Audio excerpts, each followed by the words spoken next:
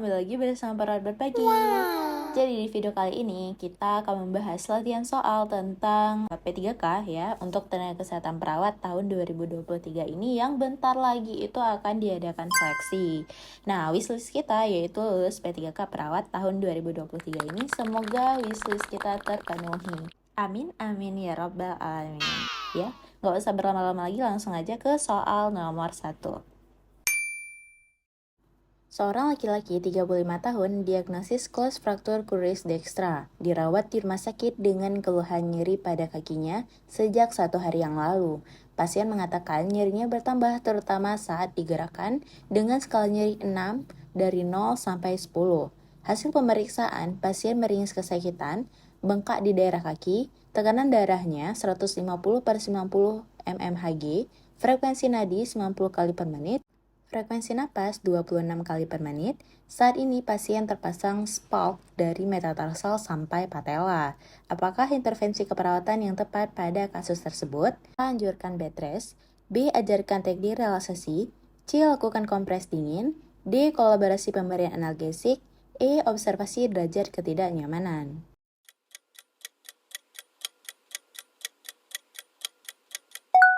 Ya, jawaban yang tepat adalah yang D, kolaborasi pemberian analgesik. Di mana langkah pertama memilih intervensi keperawatan yang tepat untuk pasien adalah dengan menentukan masalah utama yang dialami pasien. Di mana masalah pasien pada kasus tersebut adalah nyeri yang dirasakan begitu berat dengan skala nyeri pada soal yaitu adalah 6. Di mana skala 6 ini merupakan kategori nyeri dalam sedang ke berat yang diprioritaskan menggunakan medikasi analgesik. Jadi, untuk penata-laksanaan pada kasus tersebut harus dilakukan kolaborasi dalam pemberian analgesik. Jadi, jawaban yang tepat adalah yang D.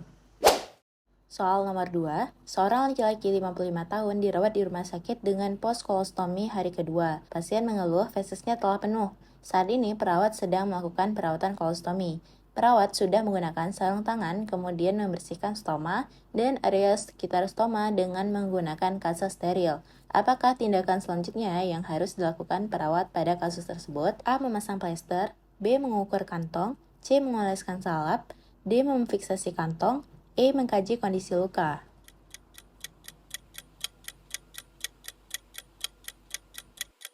Ya, jawaban yang tepat adalah yang C. Mengoleskan salep. Di mana prosedur perawatan kolostomi itu dimulai dengan mencuci tangan, kemudian membuka kantong kolostomi, mengkaji kondisi stoma, membersihkan stoma, mengoleskan salep, mengukur kantong kolostomi, memasang kantong kolostomi, merapikan alat, dan cuci tangan kembali.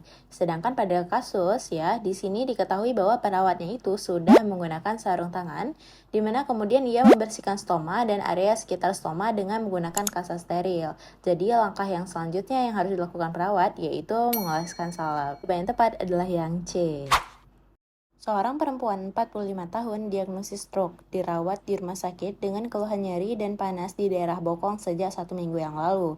Hasil pemeriksaan, pasien tidak dapat berjalan, aktivitas dibantu, area bokong kemerahan akibat tidur dengan posisi yang sama dalam rentang waktu yang lama. Apakah intervensi keperawatan yang tepat pada pasien tersebut? A. Bantu aktivitas pasien. B. Pasang penyokong telapak kaki. C. Ajarkan dan fasilitasi alat bantu jalan. D. Lakukan pemijatan area tonjolan tulang. E. Berikan bantalan pada area tonjolan tulang.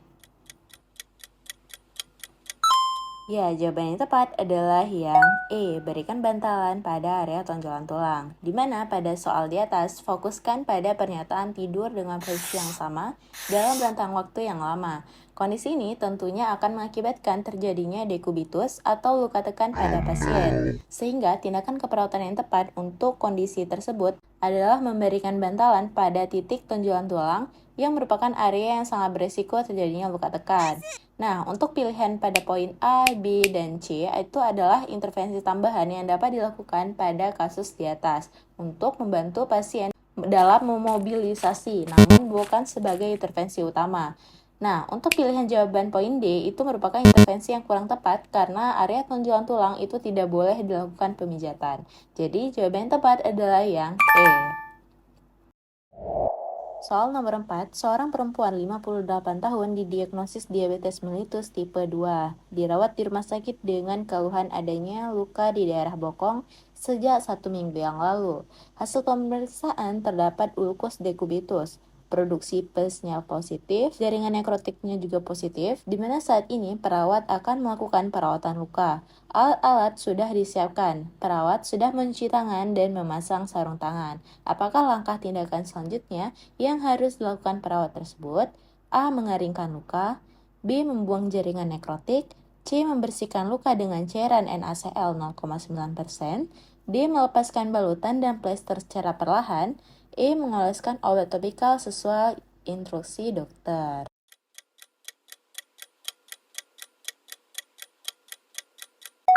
Ya, jawaban yang tepat adalah yang C, membersihkan luka dengan cairan NaCl 0,9%. Nah, pada soal ini hampir sama seperti soal yang sebelumnya mengenai tindakan. Jadi, soal-soal di P3K ini juga cenderung tentang keseharian kita sebagai perawat dalam melakukan tindakan. Nah, hal seperti ini mungkin sebagian perawat yang udah expert pasti sudah mengetahui nih, langsung ketika melihat soal yang seperti ini.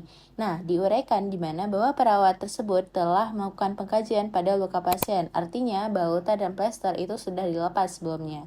Sehingga poin D itu bukan pilihan yang tepat. Poin C merupakan langkah yang tepat karena sebelum melakukan penggantian balutan sesuai dengan jenis luka, perlu dilakukan terlebih dahulu pembersihan luka dengan cairan NaCl atau pembersih non-toksik. Jadi, jawaban yang tepat adalah yang C. Nah, soal nomor 5, di mana seorang perempuan 45 tahun datang ke UGD karena tersiram air panas. Hasil pengkajian luka bakar pada telapak tangan hingga ke siku sebelah kanan dan kiri, serta seluruh dada dan abdomen. Perawat sedang menghitung luas luka bakar yang menggunakan rule of 9. Berapakah luas luka bakar pada kasus tersebut? A. 27%, B. 28%, C. 36%, D. 37%, E. 38%. Ya, jawaban yang tepat adalah yang A, 27%. Di mana lokasi yang terkena luka bakar pasien sesuai dengan rule of 9 ini memang tampilkan bagannya, ya, di mana untuk telapak tangan hingga ke siku sebelah kanan itu 4,5%. Sedangkan di soal dikatakan bahwa ia juga terkena luka bakar di area sebelah kiri. Telapak tangan hingga ke siku itu sebelah kirinya 4,5%. Otomatis di area kedua ini itu ditotalkan 9%. Okay. Nah, untuk bagian dada, di sini dijelaskan bahwa itu seluruh bagian dada, bukan hanya setengah. Jadi, seluruh bagian dada sesuai dengan gambar tersebut itu adalah 9%. Dan juga di bagian abdomen itu 9%. Nah, total dari dada dan juga abdomen ya, itu adalah 18%.